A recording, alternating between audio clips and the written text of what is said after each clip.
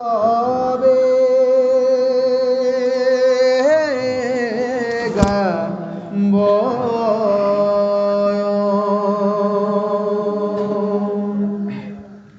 তাহাক শুনয় যিটো শুনিও পাণ্ডৱৰ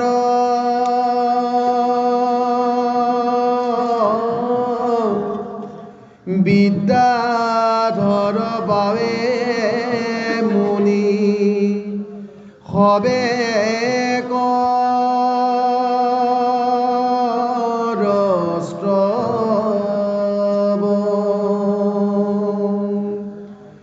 অপেচৰা নাচয়তা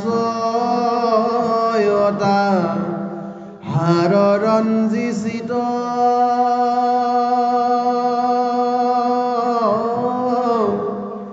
তিনি জগত কাম্পে হুয়াব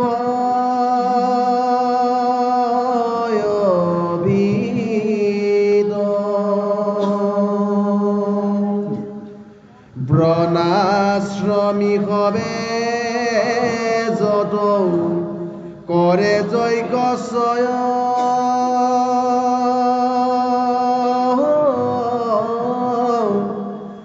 নিশেষ ভাগক সিটো আপুনি লব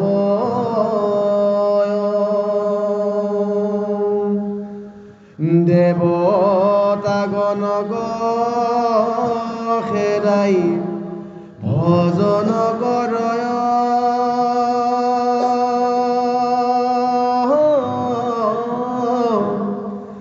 দেৱগণ মৰা যেন চাহিয়া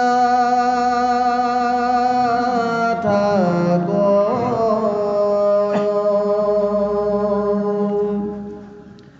স্বৰ্গে ইন্দ্ৰ ভৈলা যেবেই দিদিৰত নয়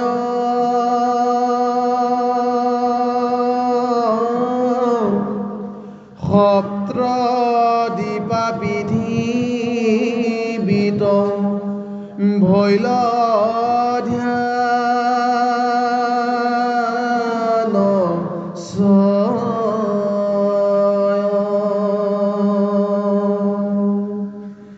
ৰুই বাগনলা গেৰ লোকৰ সম্পদ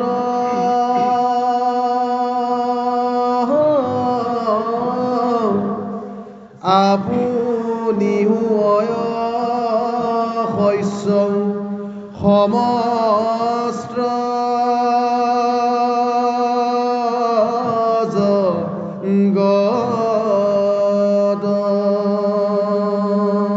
জয় কৃষ্ণ জয় কৃষ্ণ পৰম শ্ৰদ্ধা গুৰু সমস্ত ভক্তিবেনায়ক নাথী সমস্ত সবাৰ সেই চন্দ্ৰপুৰী পৰিপাত ভক্তি ভৰা ক্ষমা নিবেদন কৰি ইতিমধ্যে প্ৰভুজনে এৰি থৈ যোৱা অংশৰ পৰা আমি মহাভাগৱতৰ সপ্তম স্কন্ধৰ যি মহাভক্তিৰ মহাৰহস্য তত্ত্ব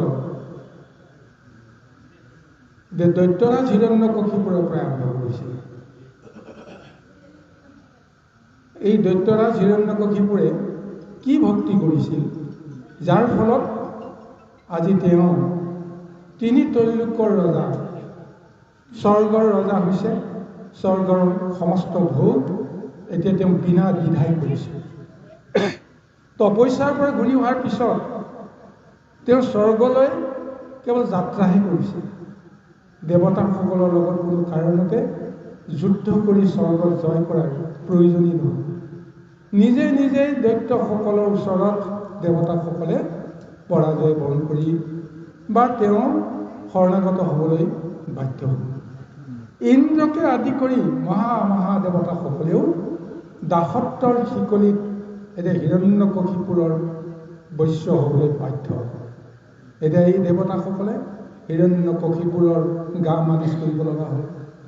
হিৰণ্যকশিপুৰৰ সমস্ত কৰ্ম তেওঁলোকে কৰি দিব লগা হ'ল। আৰু এতিয়া ইন্দ্ৰৰ গুণগান নচলে, ব্ৰহ্মা বিষ্ণু মহেশ্বৰৰ গুণগান নচলে, কেৱল হিৰণ্যকশিপুৰৰ গুণগান চলে। যি দেৱতাসকলে অপ্সৰাসকলে সদায় বিষ্ণুৰ গুণগান কৰি আছিল, নৃত্য গীত কৰি আছিল, এতিয়া হিৰণ্যকশিপুৰৰ গুণগান গাবৰ কাৰণে তেওঁলোক বাধ্য হৈ আছে। বাৰু এইখিনি পাইছোঁ। এতিয়া এই মহাভাগৱতে এনেকুৱা এটা বৰ্ণনা দিছে, ভাবিলে আচৰিত লাগে যে কি মহাশক্তি আছিল হিৰণ্যকশিপুৰৰ, যাৰ ফলত এতিয়া শেষৰ পদটোত উল্লেখ কৰিছে, স্বৰ্গে ইন্দ্ৰ ভৈলা যেবে দ্বিতীয় তনয়, সপ্তত দীপা পৃথিৱীতো ভৈল ধ্যানশ্চয়, ৰৈবাক নালাগে আৰু লোকৰ সম্প্ৰত, আপুনি হৈ শস্য সমস্ত জগত। এতিয়া দেৱতাৰ ৰাজত্ব কালতো জগতত শস্য মৎস্যৰ কাৰণে জীৱকুলে কৰ্ম কৰিব লগা হয়, শস্যৰ কাৰণে খেতি কৰিব লগা হয়, খেতি কৰিলেহে শস্য পায়। কিন্তু যেতিয়াই হিৰণ্যকশিপুৰে স্বৰ্গৰ ৰাজ্যত ইন্দ্ৰৰ সিংহাসনত বহিল, অৰ্থাৎ তেওঁ ইন্দ্ৰ ৰূপে তেওঁ কি হৈ গ'ল, জনাজাত হৈ গ'ল। আৰু তেতিয়াৰ পৰাই গোটেই সপ্তদ্বীপা পৃথিৱীত কোনেও খাদ্যৰ কাৰণে কেতিয়াও কষ্ট কৰিব লগা নাই। আপোনা আপুনি শস্য হয়, সেই আপোনা আপুনি হোৱা শস্যতে সমস্তই ভোগ কৰি আহাৰ হিচাপে সমস্তই আনন্দৰে ভোগ কৰা এটা সৌভাগ্য পাইছে। চাওকচোন কি ডাঙৰ ৰহস্য। দেৱতাৰ দিনতো কষ্ট নকৰিলে মনুষ্যই খাব নাপায়, সেই অসুৰৰ দিনত দৈত্যই যেতিয়া স্বৰ্গৰ আসনত উপবিষ্ট হ'ল, হিৰণ্যকশিপুৰে যেতিয়া উপবিষ্ট হ'ল, কোনেও কাম বন নকৰাকৈ খোৱাৰ সময়ত কেৱল খাব লাগে, নিজে নিজে শস্য উৎপাদন হৈ থাকে। কি মহাশক্তি আছে। গতিকে এইকাৰণেই কোৱা হৈছে, অজানিতে তেওঁ যে ভক্তি কৰ্মই কৰি আছে, অজ্ঞান অন্ধকাৰ থকাৰ কাৰণে তেওঁ জনা নাই নিজে কি মহত্ব কাৰ্য সাধন কৰি গৈছে। ব্ৰহ্মাৰ পৰা যিটো বৰ পালে, এই বৰ পাই এতিয়া দেৱতাসকলেও তেওঁক বাট এৰি দিব লগা হ'ল, বা দেৱতাসকলেও বিনা বাক্যে তেওঁৰ চৰণত শৰণাপন্ন হ'বলৈ বাধ্য হৈছে। গতিকে কি মহাশক্তিয়ে আজি তিনি ত্ৰৈলোক্য ভোগ কৰিছে দৈত্যৰাজ হিৰণ্যকশিপু। যদি ভক্ত নহ'লহেঁতেন তেওঁ এইখিনি শক্তি সামৰ্থ্য লাভ কৰিব পাৰিলেহেঁতেন বাৰু। গতিকে দৈত্য মানে কি? দৈত্য হ'লে বুলি যে তেওঁ ভগৱন্তৰ পৰা তেওঁ আঁতৰি যাব সেইটো কথা নহয়। আৰু এই কথাও আপোনালোকে জানি লওক, কিহৰ কাৰণত শক্তিমন্ত হৈছে, যাৰ ফলত সমস্তই তেওঁ বাট এৰিবলৈ বাধ্য হৈছে। এতিয়া আৰম্ভণিতে বিষয়টো আহিব, যেতিয়া হিৰণ্যাক্ষক বধ কৰিলে, বধ কৰাৰ পিছত হিৰণ্যকশিপুৰে নিজৰ ভাতৃবধি বিষ্ণুক বিচাৰি তিনি ত্ৰৈলোক্য চালাক কৰিলে, স্বৰ্গ মৰ্ত্য চালাক কৰিলে, ভগৱন্ত নাই। বৈকুণ্ঠলৈ গুচি গ'ল, ভগৱন্ত নাই। তাৰপিছত তেওঁ সমস্তকে বিচাৰি বিচাৰি ক'তো নাপালে। তাৰপিছত তেওঁ চিন্তা কৰিলে যে মোৰ ভয়তে বিষ্ণুৱে হয়তো প্ৰাণ ত্যাগ কৰিলে। কিন্তু কোনেও নাজানে সেইজন প্ৰভু ভগৱন্তই ক্ষুদ্ৰ ক্ষুদ্ৰ সূক্ষ্ম ৰূপ লৈ তেওঁ হিৰণ্যকশিপুৰৰ গৰ্ভতেই প্ৰৱেশ কৰিলে। হিৰণ্যকশিপুৰে যাক বিচাৰি আছে সেইজন হিৰণ্যকশিপুৰৰ গৰ্ভতেই তেওঁ লুকাই আছে। আৰু সেই হিৰণ্যকশিপুৰৰ গৰ্ভৰ পৰাই তেওঁ সমস্ত লীলাখিনি কৰি আছে। যি হিৰণ্যকশিপুৰে ভগৱন্তক লগত লৈ ঘূৰি ফুৰে, ভগৱন্তই যাৰ হৃদয়ত বাস কৰিছে, গতিকে সেইজনক কোনোবাই কিবা উপকাৰ কৰিব পাৰে? নোৱাৰে। এইকাৰণেই ঈশ্বৰৰ ইচ্ছাতেই আজি সমস্ত লীলাবিলাক হিৰণ্যকশিপুৰৰ জৰিয়তে আৰম্ভ কৰিছে। গতিকে ঈশ্বৰে ইচ্ছা কৰিছে যে হিৰণ্যকশিপুৰ স্বৰ্গ ৰাজ্যত উপবিষ্ট হওক। স্বৰূপতে হিৰণ্যকশিপুৰৰ স্বৰ্গ ৰাজ্যত উপবিষ্ট হোৱা নাই। উপবিষ্ট হৈছে কোন? তেওঁৰ হৃদয়ত থকা সেই পৰম ব্ৰহ্মপুৰুষ ভগৱন্তজন। তেওঁৰ ইচ্ছাতহে গৈ হিৰণ্যকশিপুৰে স্বৰ্গ ৰাজ্যত এনেদৰে দিব্য ভোগ কৰিছে আৰু জগতক দেখুৱাই দিছে মোৰ নামৰ লগত সম্বন্ধ ৰখা সকলক মই কি নিদিওঁ, কি দয়া নকৰোঁ। চাই লোৱা, হিৰণ্যকশিপুৰে মোক শত্ৰু বুদ্ধিয়ে মোক বিচাৰি ফুৰিছে, কিন্তু তেওঁ মোৰ বাহিৰেতো বেলেগক বিচৰা নাই। এইখন সংসাৰত যিজনে অকল মোৰ বাহিৰে বেলেগক আশ্ৰয় নকৰে, বেলেগক নিবিচাৰে, মই তেওঁৰ লগত সদায় থাকিম। তেওঁ যি আশা কৰে মই সেইটো সমস্ত পূৰণ কৰিম। আজি সেই বুদ্ধিৰে ঈশ্বৰে মহালীলা কৰি গৈ আছে। আহক, দেৱতাসকল মগবধি হৈ আছে। এতিয়া বাধ্যত পৰি তেওঁলোকে হিৰণ্যকশিপুৰে বৈশ্যতা স্বীকাৰ কৰি আছে। আৰু এদিন যে ব্ৰহ্মাই তেওঁলোকক এটা জ্ঞান দিছিল যে উপযুক্ত সময়ত নিৰ্দিষ্ট ক্ষণত প্ৰভু ভগৱন্তে মহালীলা কৰি তোমালোককেই কৃপা কৰিব, চিন্তা নকৰিবা। হিৰণ্যকশিপুৰ যিমান তেওঁ শক্তিশালী নহওক কিয়, প্ৰভু ভগৱন্তে লীলাৰ কাৰণতে তেওঁ শক্তিশালী কৰিছে, কিন্তু শেষ তেওঁ কৃপা কাক কৰিব? দেৱতাসকলকে কৰিব। আৰু দেৱতাসকলৰ কাৰণেহে তেওঁ এইবিলাক লীলা কৰি আছে।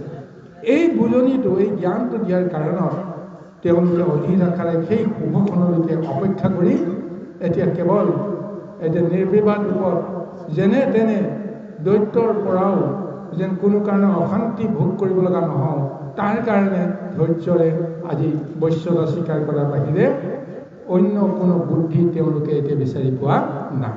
বাৰু আহক, আমি পুনৰ পৰৱৰ্তী চন্দ্ৰলৈকে আগবাঢ়িম। কৃষ্ণ।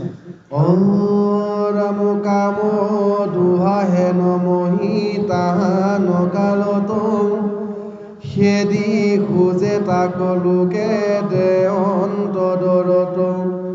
অৰাম আকাশত নানা মহামাংগল হয়, সুপসন্ন বৈলসৱে ভয়ে দিশচয়। নানা ৰত্নময় পাছে সাগৰে দিলন্ত, আনু নদী গণে দধি দুগ্ধ বহিলন্ত। দধি দুগ্ধ ঘৃত গুৰ ঘোৰৰ সাগৰ, সবে অমৃত গবহে ভৰে দৈত্ৰচয়। অৰাম পৰ্বতত দুনি ভাগ আছে অসংখ্যাত, নানা ক্ৰীড়াস্থান সব আশ্ৰয় জাহাত। নানা ফল পুষ্প সবে দৰতে দৰিল, সকলেৰি শীত বস্তু ভয়তে ফলিল।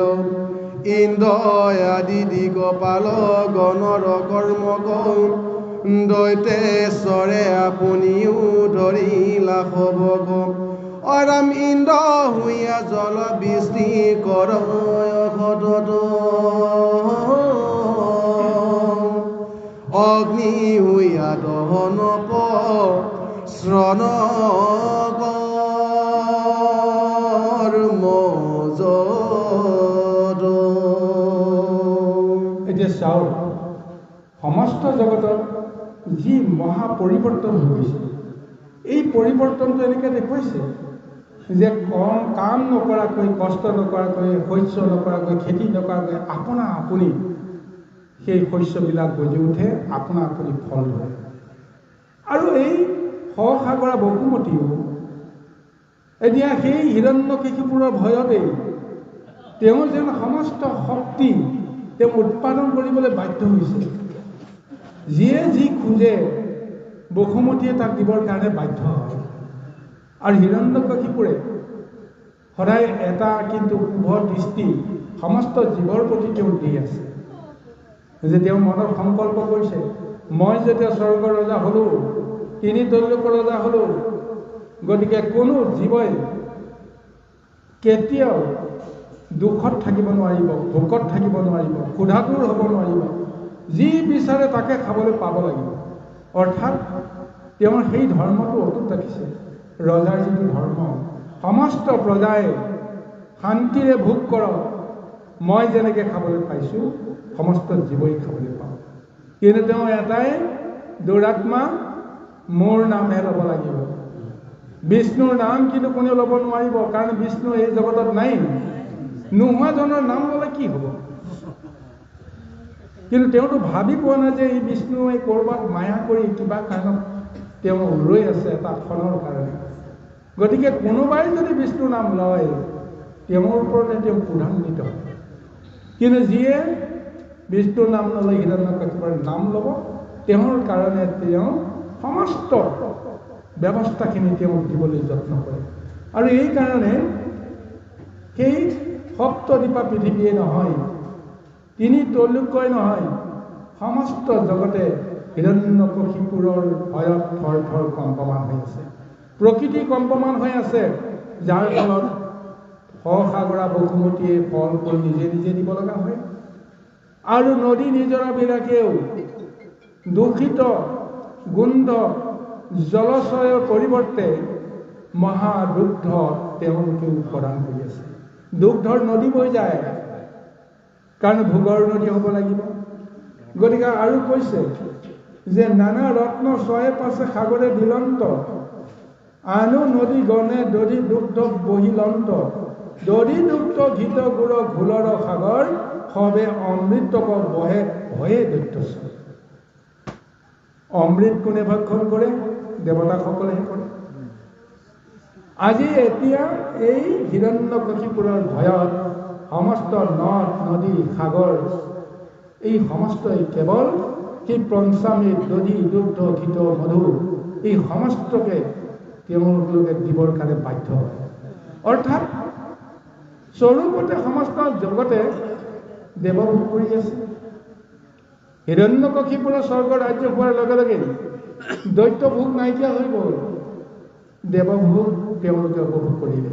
কাৰণ এটা বাঞ্ছা আছে, দেৱতাসকলে যেতিয়া স্বৰ্গত ৰাজত্ব কৰি আছিল দৈত্য লোকে সদায় নিজকে নিজে ধিক্কাৰ দিয়ে যে আটাইতকৈ ভাল ভোগটো দেৱতাসকলে খায়, আমি একেবাৰে নিকৃষ্ট অৱকৃষ্ট ভোগটোহে আমি পাইছোঁ, লেতেৰা অকৃষ্ট দ্ৰব্যহে আমি পাওঁ দৈত্য ৰূপত, কিন্তু দেৱতাসকলে সমস্ত ভোগ কৰে। গতিকে এই বাঞ্ছাটো তেওঁলোকৰ আছে দেৱতাসকলৰ দ্বাৰা ভোগ কৰি। গতিকে এতিয়া স্বৰ্গ ৰাজ্য যেতিয়া পাইছে, স্বৰ্গ ৰাজ্য পোৱাৰ পিছত এই দেৱতাসকলে দেৱভোগ কিয় নকৰিব? গতিকে তেওঁলোকৰ যেতিয়া দেৱভোগ কৰিলে এতিয়া দৈত্য ভোগ এক প্ৰকাৰ নাইকিয়া হৈ গ'ল। চাওকচোন বাৰু, ইয়াৰ পিছত বা প্ৰহ্লাদৰ জন্মৰ বিষয়টো আহিব।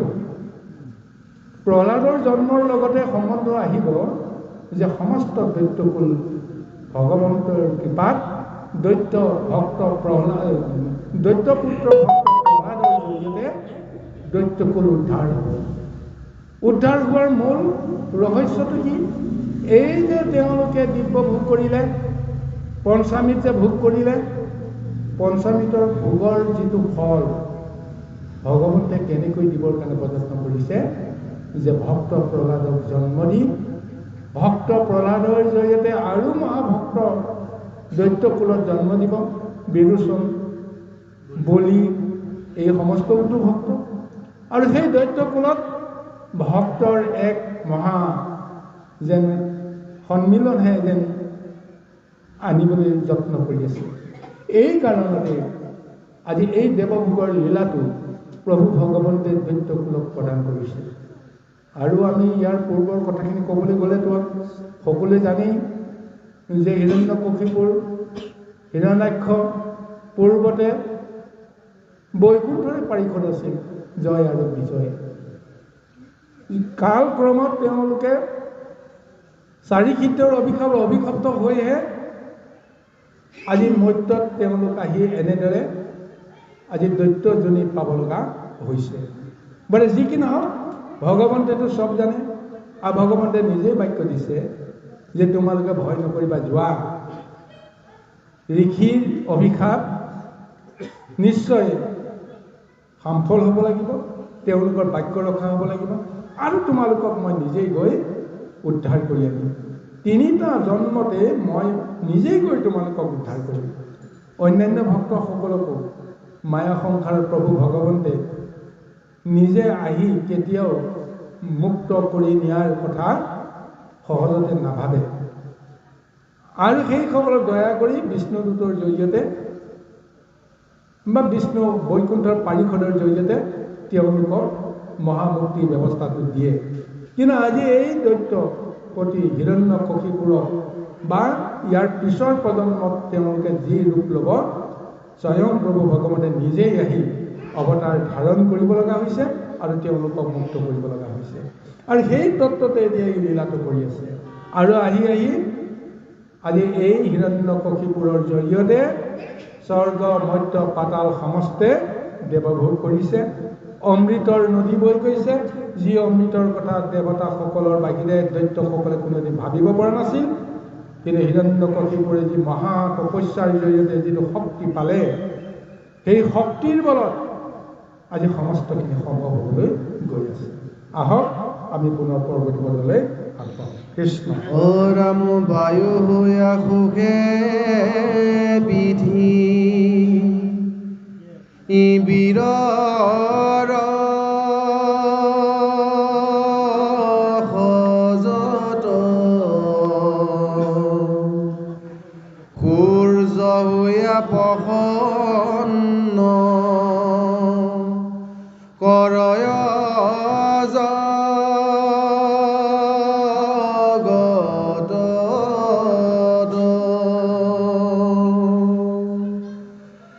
নিশা কৰ চন্দ্ৰ হোয়া ৰজনী প্ৰকাশে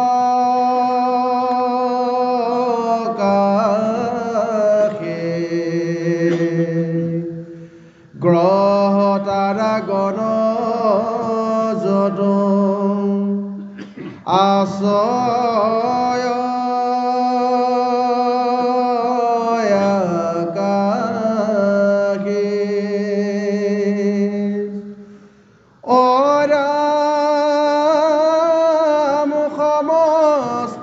কান্তি কধ হৃদয় কেশৰে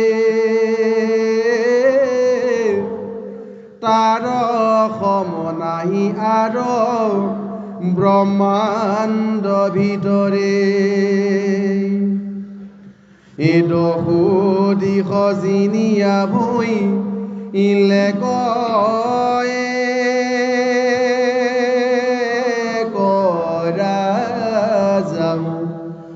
সাতু দীপা পৃথিৱীত আছে যত প্ৰজা। এতিয়া মহাদৈত্যসকল এতিয়া স্বৰ্গৰ দেৱতাৰ আসনত উপবিষ্ট হৈছে।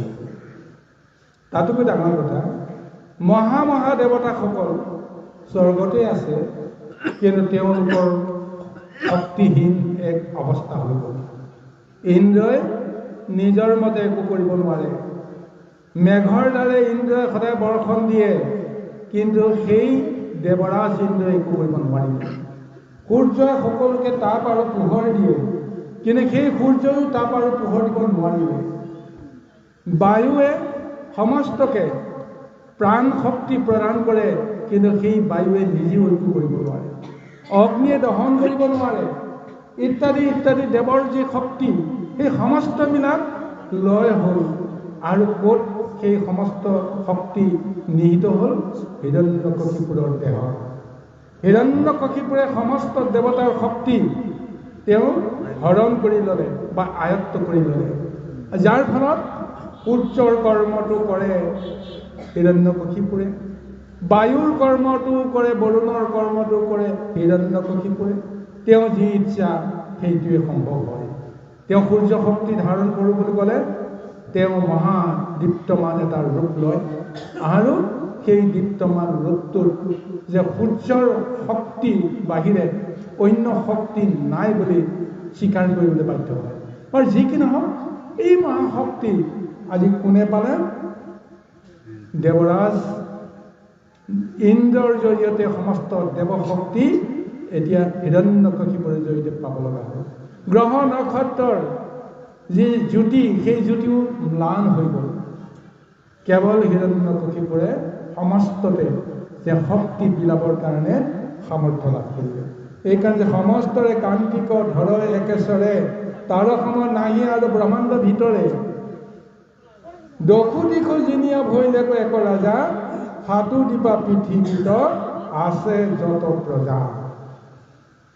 এই সাতদিপা পৃথিৱীত যিমান প্ৰজা নাথাকক কিয় সকলোৱে স্বীকাৰ কৰি ল'লে যে ৰজা আছে যদি এজনেই আছে হিৰণ্যকশিপু। গতিকে তেওঁৰ ভয়ত এতিয়া সমস্তবিলাক কম্পিত হ'ল। কাৰণ ৰজা যদি তুষ্ট হয় তেতিয়াহ'লে আমি সমস্ত প্ৰজাও সন্তুষ্ট হৈ থাকিম, কিন্তু ৰজা যদি বিতুষ্ট হয় তেতিয়াহ'লে আমাৰ অৱস্থা কি হ'ব? এইকাৰণে ভয়তেই আজি সমস্তবিলাকে হিৰণ্যকশিপুৰৰ বাক্য মানিবলৈ বাধ্য। এনেকুৱা এক স্বৰূপ চলি আছে। কৃষ্ণ হাতো পাতাললৈ আছে ইজত ভূঞিক স্বয়ং স্বৰ্গত যতেক আৰ সম্পদ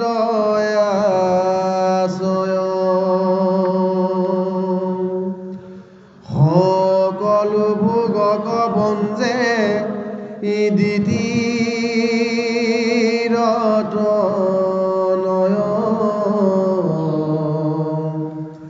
তথাপিতো তাৰ মনে তৃপ্তি নাহি গয়। ক্ষণে ক্ষণে অতি মহা তৃষ্ণা বাহি যায়।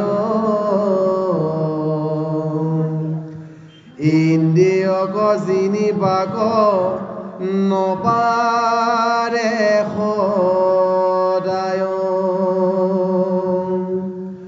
অচৈযৰ গৰ্বে মত্ৰ ভৈলায়াতি হয়। বেদ শাস্ত্ৰ আচৰক এৰিলে নিশ্চয়। এতিয়া সাত পাতালত যিমানবিলাক ভোগৰ সম্পদ আছিল সমস্তখিনি তেওঁ ভোগ কৰিলে, আৰু দেৱলোকত যিমানখিনি সম্পদ আছিল সমস্তখিনি তেওঁ আয়ত্ত কৰিলে। এতিয়া ভোগ আৰু সম্পদ স্বৰ্গ আৰু পাতালত, কিন্তু মধ্যত কি আছে? এতিয়াতো ভোগৰ সমস্ত ভাণ্ডাৰটো বোলে পাতালত আছে। পাতালৰ পৰা সেই ভোগৰ দ্ৰব্যবিলাক মনুষ্যই আহৰণ কৰে, দেৱতাসকলে কাঢ়ি লৈ গুচি যায়। যেনেকেই নহওক, পূজাৰ নামতেই হওক বা যজ্ঞৰ নামতেই হওক, দেৱতাসকলে মনুষ্যৰ পৰা সেই ভোগবিলাক স্বৰ্গলৈকে কাঢ়ি লৈ যায়। আজি এই কাৰণেই চাওক, আচলতে পাতালত সেই ভোগটো হয় নে নাই কওকচোন বাৰু? গছ বিৰিখৰ জৰিয়তে, নদী নিজৰাৰ জৰিয়তে যিমানবিলাক দ্ৰব্য শক্তি ক'ৰ পৰা আহৰণ কৰে? পাতালৰ পৰাই আহৰণ নকৰে জানো বাৰু? মাটিৰ তলৰ শক্তিটোৰ পৰাই জানো সেইখিনি আহৰণ নকৰে জানো? গতিকে এইকাৰণে শাস্ত্ৰই কৈছে পাতালত সেই ভোগ আছে, আৰু সেই ভোগ আহৰণ কৰিবৰ কাৰণে আমি সদায় প্ৰযত্ন কৰোঁ, কিন্তু আমি বুজি নাপাওঁ যে সেই ভোগ আচলতে পাতালৰ দ্ৰব্য। এতিয়া বলি ৰজাক প্ৰভু ভগৱন্তে বামন স্বৰূপত এনেই পাতাললৈ তেওঁক পঠিয়াই দিয়া নাই। স্বৰ্গ ৰাজ্য তেওঁ এতিয়া অধিপতি হৈ আছিল। সেই স্বৰ্গ ৰাজ্যৰ পৰা তেওঁক কলৈ পঠিয়াইছে? ভোগৰ ৰাজ্য সুতলপুৰলৈকে পঠিয়াইছে। চিন্তা কৰি চাওকচোন, ইয়াত কিমান এটা পাৰমাৰ্থিক ৰহস্য লুকাই আছে। গতিকে এই ভোগ দৈত্যকুলত আছে, কিন্তু দৈত্যকুলে ভোগ কৰিব নোৱাৰে, ভোগ চিনি নাপায়, ভোগ বুজিব নোৱাৰে কাৰণে মনুষ্যকুলৰ জৰিয়তে এই ভোগ পাবৰ কাৰণে দৈত্যসকলেও বিচাৰিব লগা হয় আৰু দেৱতাসকলেও বিচাৰিব লগা হয়।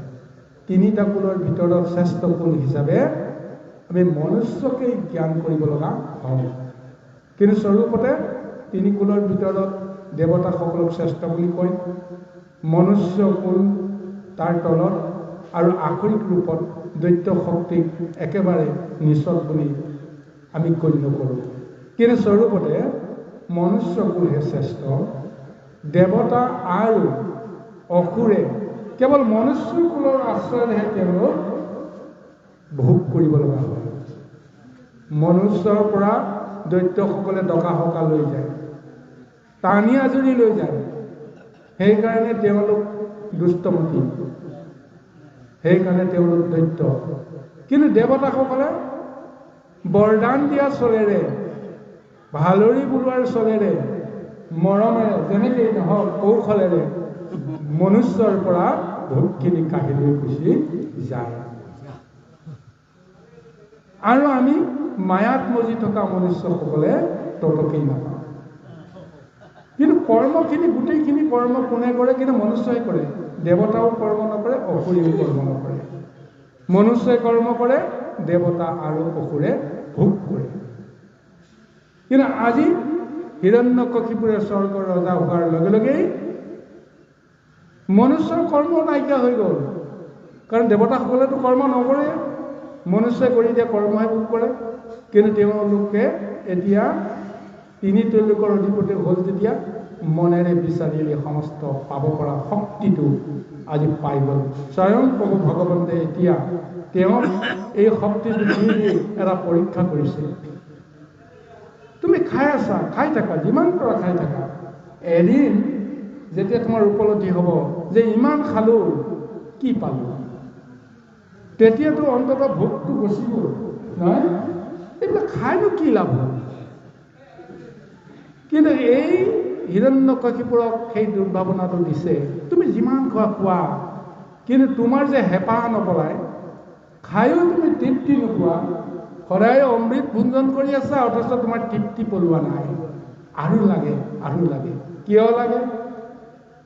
কোন দৈত্যই খাইছে সেইবিলাক? হৃদয়ত থকা জনেই সেই ভোগটো তেওঁক দিছে। এতিয়া তেওঁ খায়ো এতিয়া হেঁপাহ নপলোৱাৰ যিটো প্ৰৱণতা, এই প্ৰৱণতাটো অহাৰ পিছত এতিয়া তেওঁ নিজক কিন্তু নিজে ইমান অসন্তুষ্ট হৈছে যে ইমানবিলাক খাইছোঁ, তথাপি মোৰ কিয় হেঁপাহ নপলায়? গতিকে লাহে লাহে দৈত্যৰ যিখিনি নিয়ম আছিল, বিধি আছিল, সেইবিলাককো তেওঁ ত্যাগ কৰিব লগা হ'ল। দেৱতাসকলৰহে যে এটা বিধি আছে এইটো নহয়, দৈত্যসকলৰ এটা বিধি আছিল।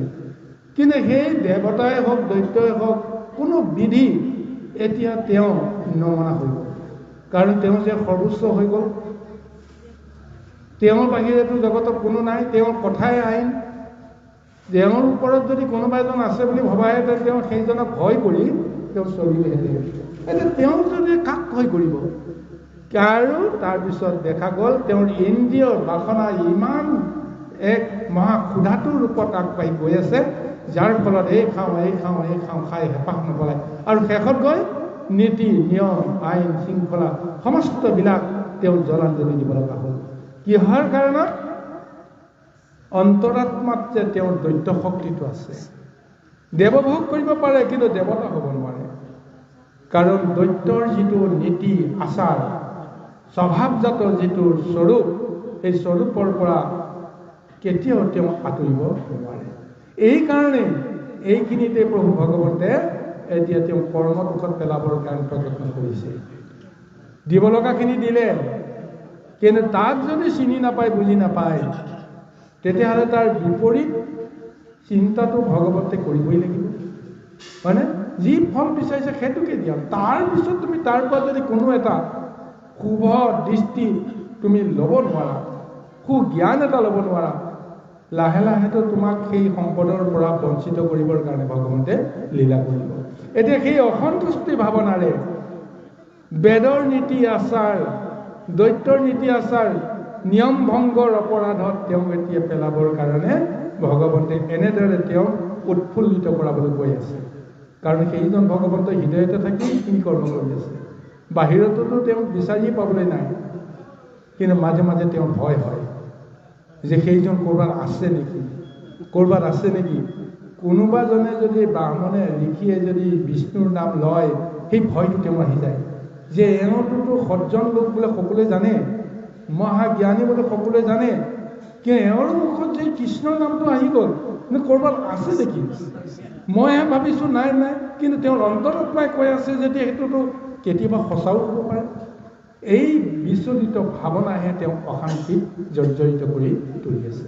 বাৰু আহক আমি পুনৰ পদলৈকে আগবাঢ়ো। এৰাম পাখণ্ডৰয় আচাৰ সততে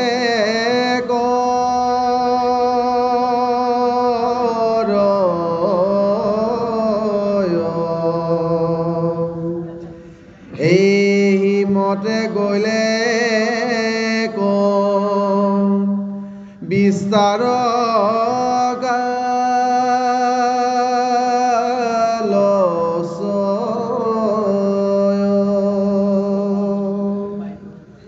ব্ৰহ্ম খাব পায়া সিটো দৈতে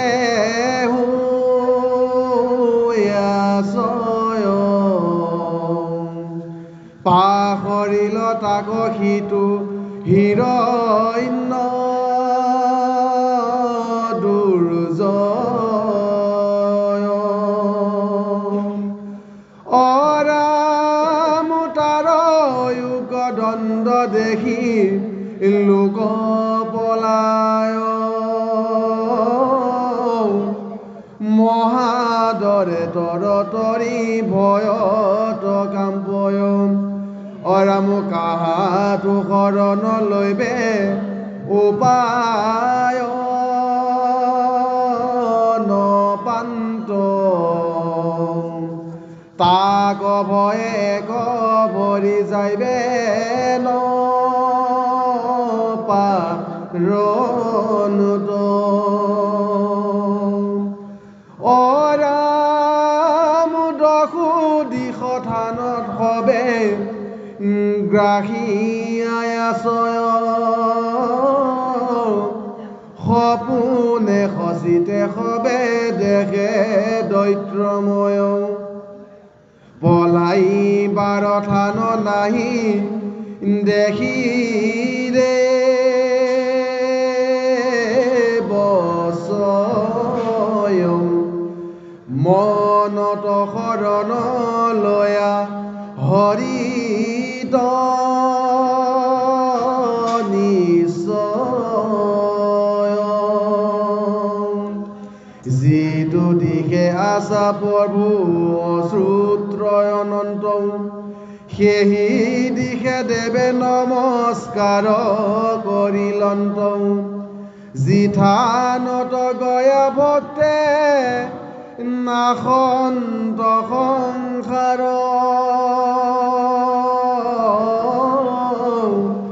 তাকে লক্ষ্য কৰি দেৱে নমইবাৰে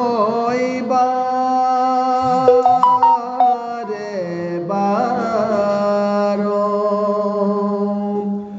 মন গণিৰমি সাৱধান চিত্ৰ হুই নিৰ্মল বুদ্ধিয়ে শিকেশ পদ ধুই উপাসা কৰয় দেৱে নিদ্ৰা নাহি কৰ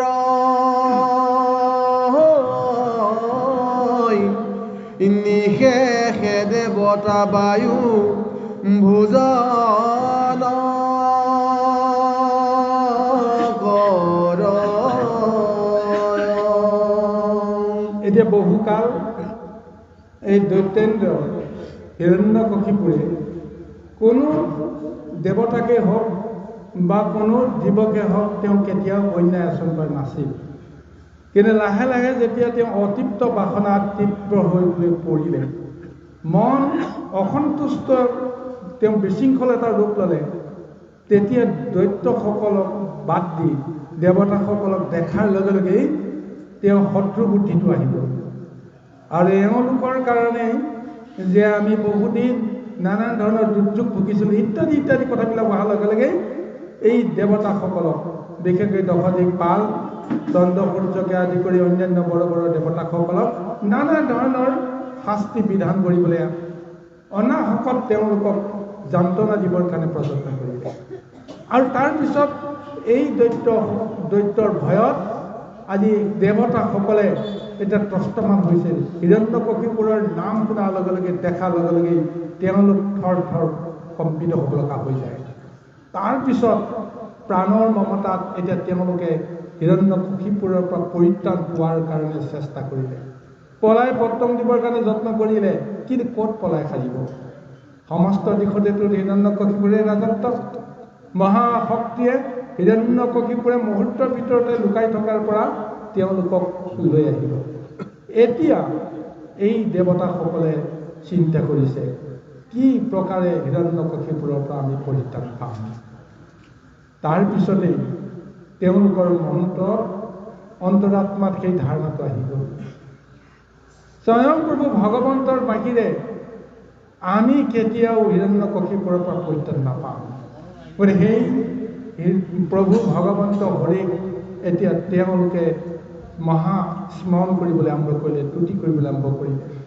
এতিয়া ক'ত যাব, কি কৰিব ক'ব পৰা নাই। হিৰণ্যকশিপুৰেও ভোগ খাই আছে, সমস্ত জীৱই ভোগ খাই আছে, অথচ দেৱতাসকলে একো খাবলৈ নোৱাৰা হৈ গ'ল। ভোগ বিয়া নাইকিয়া হৈ গ'ল, ক্ষুধাতুৰ হৈ আছে, অথচ খাব নোৱাৰে। ভয়ত, যিকোনো মুহূৰ্ততে তেওঁলোকৰ সৰ্বনাশ হোৱাৰ ভয়ত, যি কি নহওক তেওঁলোকৰ হৃদয়ত শুভবুদ্ধি আহি গ'ল যে ভগৱন্তক বিচাৰি যেনেকৈ যাব লাগিব। এতিয়া ভগৱন্তক বিচাৰি ক'ত যাব? তেতিয়া তেওঁলোকৰ অন্তৰাত্মাৰ এটা কথা আহিল যে দুজাগাত ভগৱন্তক আমি সন্ধান কৰিম। এজেগাত হৈছে কি, তেওঁ য'ত নিবাস কৰে, অনন্ত শয্যাত য'ত তেওঁ শৰণ কৰি থাকে, যে তালৈকে যাব লাগিব। তাতোতো ভগৱন্ত নাই, কিন্তু সেই ঠাইটোকে বিচাৰিছে যেতিয়া, পাইছে যেতিয়া, সেই ঠাইতে এতিয়া দেৱতাসকলে তুতি কৰিছে। আৰু কেতিয়াবা যি ঠাইৰ পৰা তেওঁ সমস্ত জগতক তেওঁ ধ্বংস কৰিছিল মহাপ্ৰলয়ৰ জৰিয়তে, আৰু সেই ঠাইলৈকে গৈও তাতেই ভগৱন্তক তুতি আৰম্ভ কৰিবলৈ ধৰিলে। আৰু এনেদৰে আজি দৈত্যৰ গ্ৰাসৰ পৰা দেৱতাসকলে ৰক্ষা কৰিবৰ কাৰণে ঈশ্বৰৰ শৰণাপন্ন হৈছে। আৰু এইখিনি কাৰণতেই ভগৱন্তে আচলতে লীলা কৰিব লগা হ'ল। দেৱতাসকলে যেতিয়া ভোগ কৰে, নিজৰ বাহিৰে সমস্তকে পাহৰি যায়। গুৰু গোসাঁই ঈশ্বৰ সমস্তবিলাক পাহৰি যায়। যাৰ কাৰণে প্ৰভু ভগৱন্তে দৈত্য শক্তি বৃদ্ধি কৰি দৈত্যসকলৰ জৰিয়তে তেওঁলোকক এটা তাৰণা দিয়ে, আৰু সেই তাৰণাত যদি পুনৰ শুভবুদ্ধি উদয় হয়, তেতিয়া ভগৱন্তে তেওঁলোকক কৃপা কৰে। মুখাই বাগন পায়ন্ত শুকাই গৈলা, সততে দেৱতা গণে কন্দন কৰিলা। অৰামো ডাঠ কৰি দেৱগণে মাতিবে নপাৰে, মনে মনে ঈশ্বৰৰ পাদ পদ্ম স্মৰে। অৰাম শুনিলাত দৈতে নিয়া পৰাণ মাৰিব, সবে দেৱতাক খান্দা ধৰি কাটিব। অৰামো এই মতে গুণী হৰি উপাসা কৰয়, দেৱতাৰ দুখ দেখিলন্ত কি পাময়। মেঘৰ গম্ভীৰ ধ্বনি বাক্য বুলিলন্ত, বচন শুনন্দে কেহু ৰূপনে দেখনত, ঈশ্বৰৰ বাইকে দখো দিশ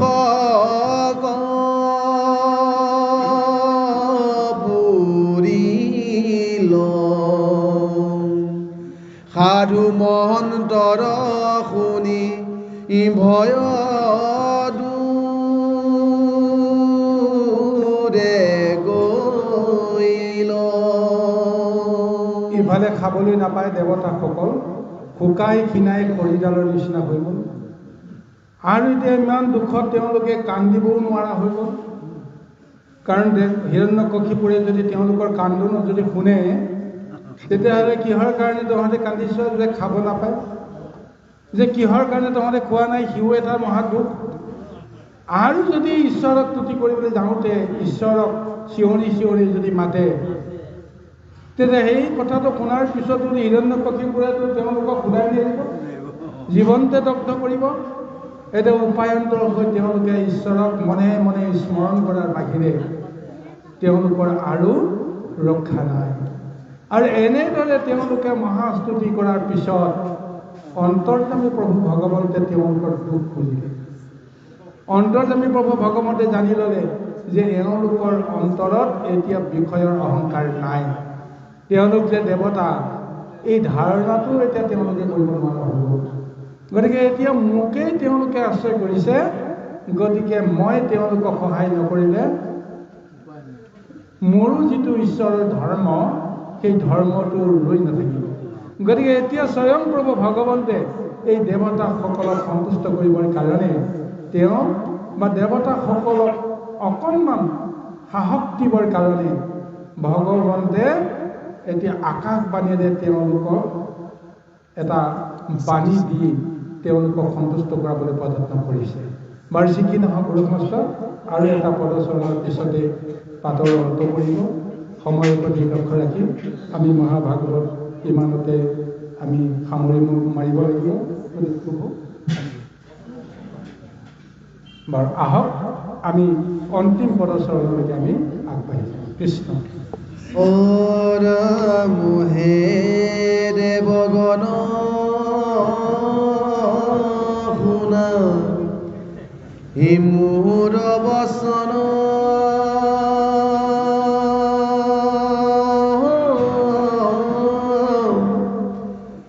ভয় নকৰিবা কহো দৈত্যৰ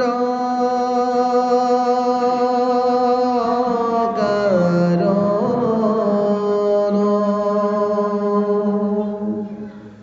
সমস্তে দেৱৰ মহান কুশল হৈবে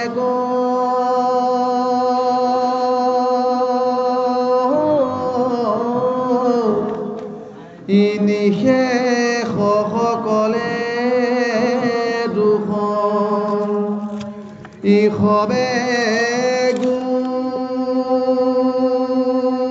গুচি বেগ কৃষ্ণ শংকৰ গুৰু হৰি